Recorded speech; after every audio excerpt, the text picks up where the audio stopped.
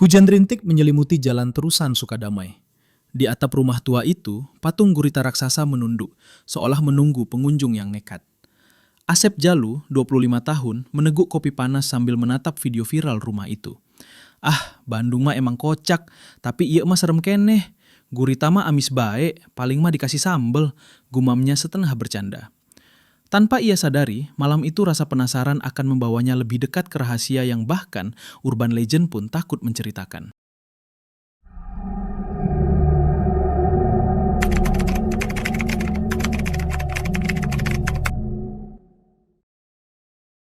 Asep Jalu, 25 tahun, pemuda asli Bandung, duduk di teras rumahnya di Braga sambil menyesap kopi panas.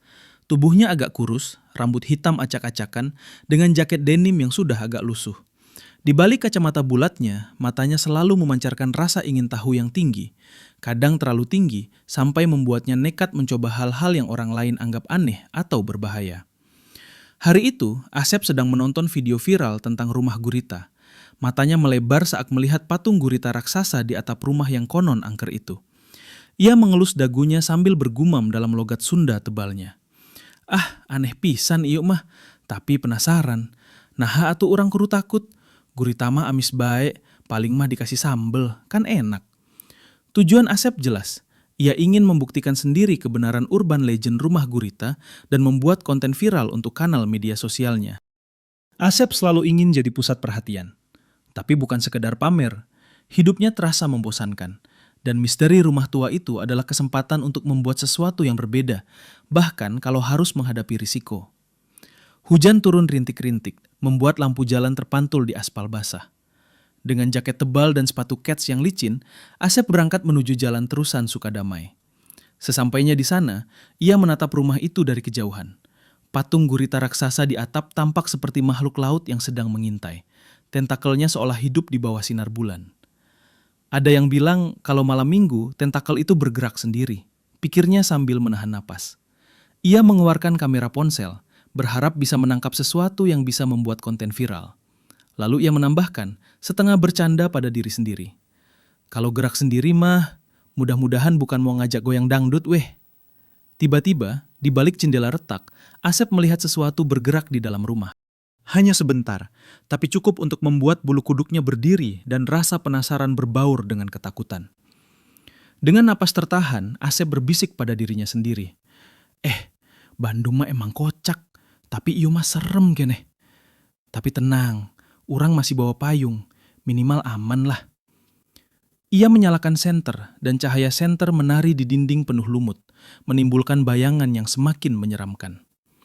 Asep tahu, malam itu bukan hanya soal konten viral lagi. Ada rasa ingin tahu yang mendorongnya untuk masuk lebih jauh, sekaligus bahaya yang nyata menunggu di depan matanya. Asep menyalakan senter, tapi cahaya yang menyorot lantai kayu hanya membuat bayangan tampak bergerak liar di dinding. Angin malam masuk melalui jendela retak, membawa aroma asin seperti laut. Tiba-tiba terdengar suara bisikan lembut, tapi menusuk telinga. Pergi, atau ikut tentakelku. Asep menoleh ke kanan. Di halaman rumah, bayangan hitam melintas dengan cepat. Entah manusia atau bukan, ia tak tahu. Jantungnya berdegup kencang, tapi rasa penasaran tetap menahan kakinya. Langkahnya perlahan ke pintu depan. Di ambang pintu, senter Asep menangkap sesuatu yang membuat napasnya tercekat. Angka 666 tergores samar di kayu pintu. Sementara patung gurita di atap tampak menunduk, seakan memperhatikan setiap langkahnya. Asep menelan ludah, berpikir, bisa jadi cuma coretan jahil, tapi kok rasana serem keneh. Dengan tangan gemetar, ia mendorong pintu. Lantai kayu berdecit di setiap langkahnya, dan di ruang tengah, Asep menemukan patung gurita mini di atas meja, berbeda dari yang besar di atap. Anehnya, patung itu tampak seperti mendekap sesuatu berbentuk manusia, tapi buram dan sulit dikenali. Suasana makin mencekam. Asep sadar, rumah ini bukan cuma angker karena patungnya, tapi seperti hidup sendiri.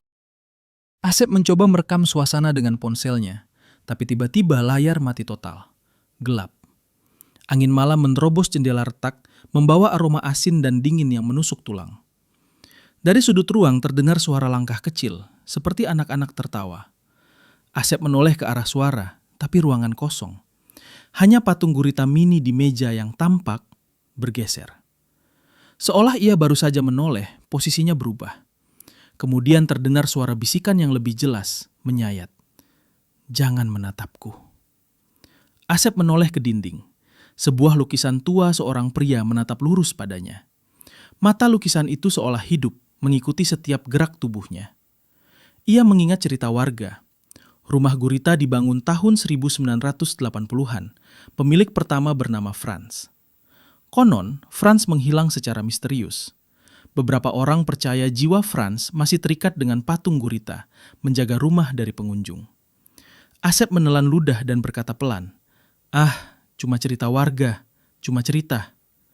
Tapi suara itu kembali, lebih dekat, lebih dingin. Asep merasakan napasnya membeku.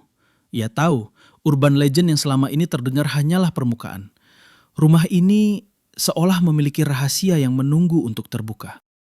Tiba-tiba lantai di bawah Asep bergoyang ringan, seperti ada sesuatu yang bergerak di bawahnya. Jantungnya berdetak kencang dan ia menjerit pelan, tapi suara itu hilang tersedak rintik hujan di luar. Asep menoleh ke atas. Patung gurita raksasa di atap tampak bergerak sedikit. Meski logikanya itu mustahil. Tentakelnya seolah merunduk, menunggu gerakan berikutnya. Dalam kepanikan, matanya menangkap pintu rahasia di balik rak buku yang sebelumnya tak ia perhatikan. Dari celah pintu terdengar suara langkah kecil, seperti anak-anak tertawa riang. Namun saat Asep mengintip, ruangan itu kosong. Yang lebih aneh, semua patung gurita mini di ruang tengah kini tampak membentuk lingkaran seakan mengelilinginya. Suara bisikan terdengar dari segala arah, membuat kepala Asep berputar-putar. Saat ia mundur, sebuah rasa dingin menyelimuti tubuhnya. Ia sadar satu hal yang menakutkan.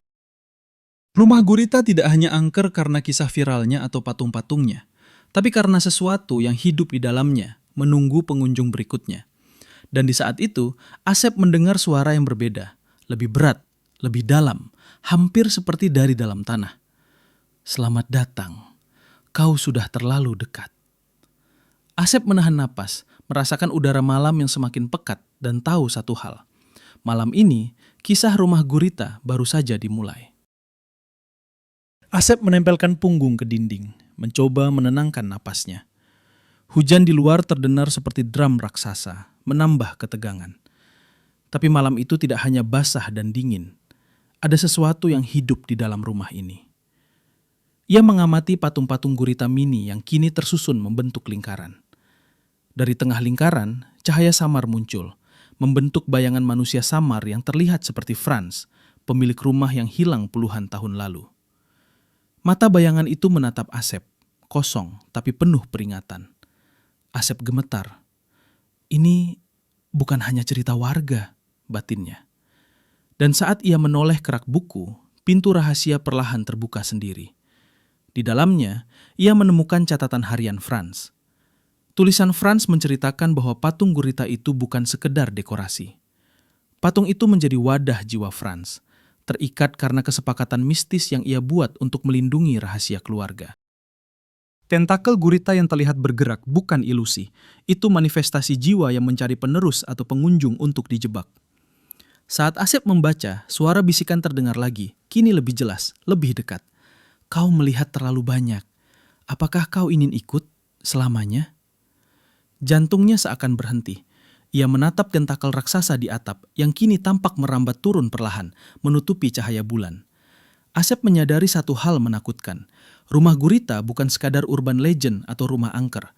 Ini adalah perangkap jiwa yang menunggu orang yang cukup berani atau cukup bodoh untuk masuk ke dalamnya. Asep menahan napas. Tubuhnya kaku. Tentakel patung gurita raksasa perlahan menempel ke lantai, bergerak seperti ular raksasa yang hidup. Patung-patung mini mengelilinginya, seakan mengunci setiap jalan keluar. Dari bayangan lingkaran itu muncul sosok Franz, menatap Asep dengan mata yang kosong tapi penuh intensitas. Suara beratnya menggema di seluruh rumah. "Kau tahu terlalu banyak. Sekarang pilih, ikut atau pergi. Tapi hanya satu jiwa yang bisa keluar." Asep menatap pintu rahasia yang sedikit terbuka. Rasanya seperti satu-satunya harapan.